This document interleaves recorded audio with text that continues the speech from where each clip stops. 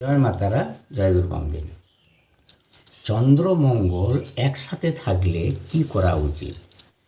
যেসব জাতকের জন্মকুণ্ডলিতে চন্দ্র মঙ্গল একসাথে আছে বা একে অপরের বিপরীতে আছে অথবা পরস্পরের কেন্দ্রে অবস্থান করেছে, সেই সব জাতককে অবশ্যই সিদ্ধ যন্ত্র ধারণ করতে হয়।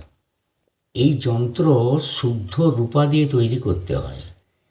এই যন্ত্রের মধ্যে সোয়াচাররতি লাল প্রবাল আর সোয়াচাররতি মুক্ত ওই যন্ত্রের সাথে জড়িয়ে রাখতে হয়।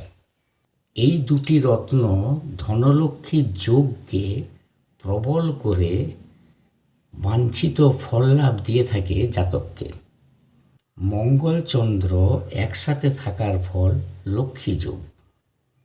দুটি রত্ন ধনলক্ষ্মীকে আরও প্রবল করে দেয়। তোমাদের পাশে আছি, সকলে ভালো থেকো। আমার ভিডিও ভালো লাগলে পাশে থেকো। রাধা রাধা।